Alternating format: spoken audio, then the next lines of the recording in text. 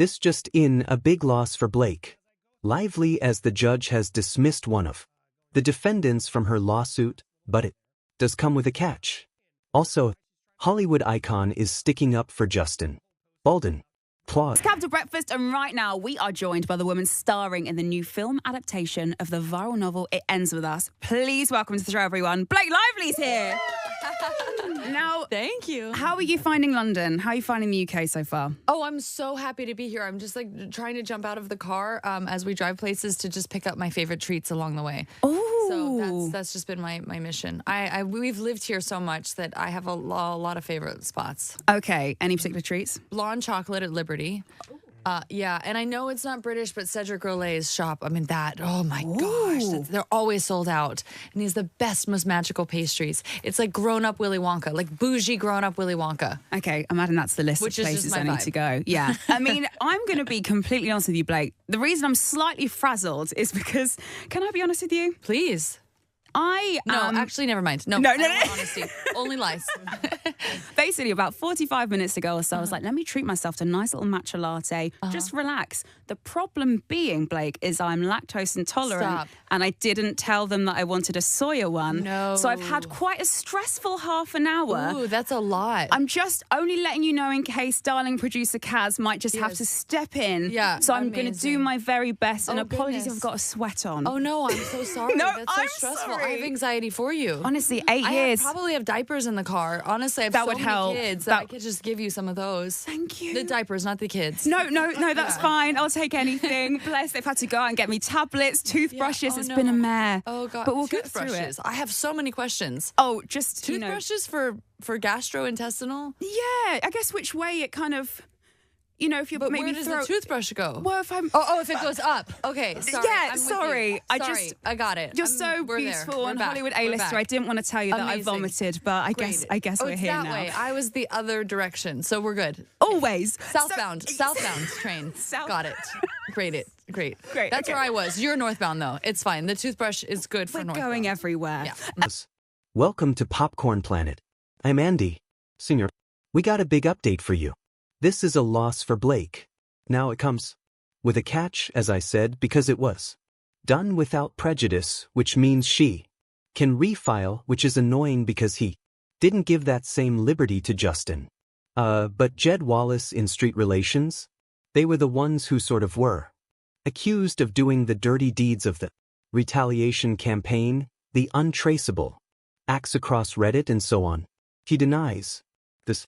He says none of that happened.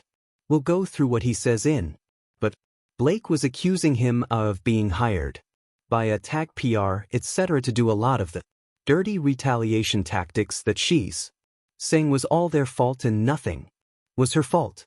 But now because he's in Texas and because all of his actions, even if he did them, which he didn't, would have been done in Texas, he has moved to dismiss and the judge has agreed. Wayfair defendants move to sever. This to transfer venue to the District Court of Western District of Texas for those following reasons. The motion to dismiss is granted without prejudice. Now he goes in. It's kind of fascinating to read again Blake's side of things from the judge's perspective, because he does a big summary of all the allegations, what's happened, and it reads, of course, very pro-Blake, because this is her case. So he's got to make sure he's got all of her allegations, all of the things that they're sort of leveling. And as I go through it all, none of this sounds good. This whole we can bury you and we can get paid to do this. We can't say that in text. This sounds bad, but you still need proof of it. And this guy allegedly was the one who had the proof of it, right? He's the one who did it. And can't find it. They're not going to see. And furthermore, as they go through and see what Jed has responded under oath, he has said, Wallace is the only officer, director, employee of the company. Neither of the Wallace defendants has property in New York. Wallace figures that he was contacted by Melissa in early 2025 of August to read, analyze, and assess media and trends related to Justin Baldwin and potential stories or social media attacks on him. He reviewed all forms of media, analyzed the sentiment of the coverage and made comments mostly to Nathan. He saw that people on social media organically supported Baldwin and disliked Lively. Therefore, his advice was not to do anything at that time. It concluded work related to Baldoni in November 2024. He does have an understanding of what a social combat or social manipul could be, but he did not provide such a service related to ends. With us Wayfair Baldoni Lively or Reynolds, he did not publish directly or indirectly any information or content about Lively, Reynolds, or ends with us. He also did not ask or direct anyone else to post or comment on or like any social media posts about ends with us. While Fair Reynolds, he did not cause content to be provided to journalists, content creators, or media entities anywhere, including the New York Post or New York. Blake Lively did, though, to the New York. He does not have a digital army in any location and does not have direct or with a team in Hawaii. Wallace states that his role is merely passive. Observation, analysis, social media, environment. Now look, here's my thing. I don't really believe all that. I'll be honest. I don't. This idea that he wasn't out there creating ghost accounts to like sort of try to amplify other organic real posts seems silly too. I understand why they're trying to sort of avoid admitting that, because that's where this whole thing comes about. But for me personally, the definition of retaliation and smear campaign would be putting stuff that's not true, would be trying to, create negative narratives that aren't realistic. And I didn't see any of that. I didn't see any of that when I was reporting. So it's hard for me to believe he did nothing. That's what he's saying. I don't know. What do you guys think? But even if he had done some of the little stuff, it could have never snowballed into what it did, without organic, genuine people reacting to Blake's or real statements, her real actions. So back to the film.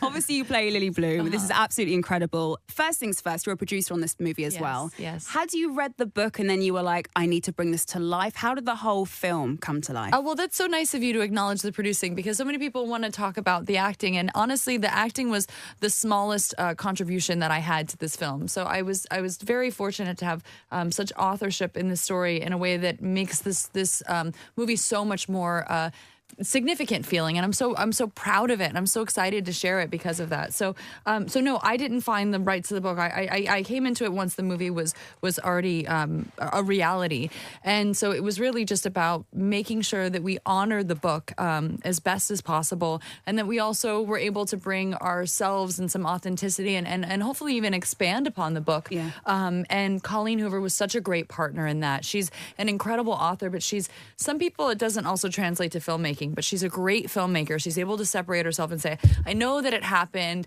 with 1, 2, 3 like this in the book, but what if we just went 1, 2, 4 here? She's able to say, like, on screen you might want to modify this or that.